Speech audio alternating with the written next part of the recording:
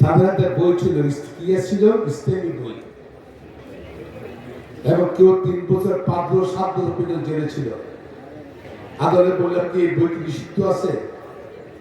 কোন কোন স্টেট বই নিষিদ্ধ আছে বলেন? নিষিদ্ধ নাই। এই বই সে বই, ওই যে কি জানি বলে পুলিশের একটা বিভাগ ছিল, তারা এই বই ছাপাতো আর মুসলমানদেরকে ধর্মীয় যারা একটু পণ্য নামাজ কালাম বেশি করতো ওদেরকে একজনকে টার্গেট নিয়ে নিত এবং এদেরকে বলতো যে জঙ্গিবাদ, জঙ্গি, এভাবে বিচার হতো না। এবং 400 জন অপারেশন, আমি অনেকেই মামলা করেছি, 17 মামলা করেছি।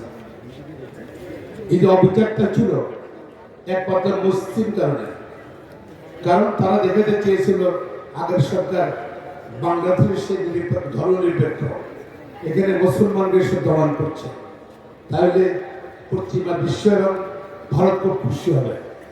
এই খুশির জন্য তারা এই কাজটা করছিল। তো আজকে 15 বছর পর আমরা এটা নতুন করে স্বাধীনতা পেয়েছি, মুক্ত কথা বলার সুযোগ হয়েছে।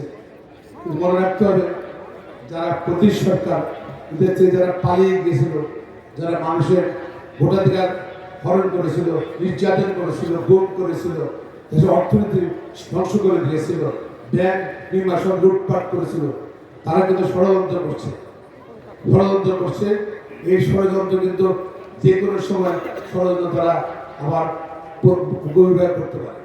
আমরা আজকে একমাত্র উপায় হলো যে ইসলামী শক্তি এবং জাতীয় শক্তি আমরা যদি ঐক্যবদ্ধ হই, ইনশাআল্লাহ আমরা এই ষড়যন্ত্র রুখতে পারবো ইনশাআল্লাহ। আর আমরা মনে করি যে সংস্কার চলছে, সেই সংস্কার আমার পরিবর্তন দরকার। বাংলাদেশের সকল সম্পদ এক জায়গায় কনসেন্ট্রেট করেছে, কিছু লোকের কাছে চলে গেছে।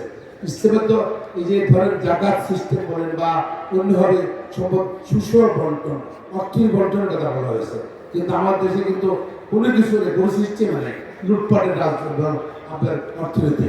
সুতরাং এখান থেকে আমরা মানুষের বসবাসবিহীন অর্থনৈতিক ব্যবস্থা কায়েম করতে হবে এবং সংস্কার করতে হবে, পাশাপাশি জনগণের নির্বাচিত সরকারের নিকট ক্ষমতা জন্য আমরা আজাদ শক্তি এবং সেই শক্তির ঐক্যের কোনো বিকল্প নেই বলে মনে করি। আপনার সকলকে ধন্যবাদ।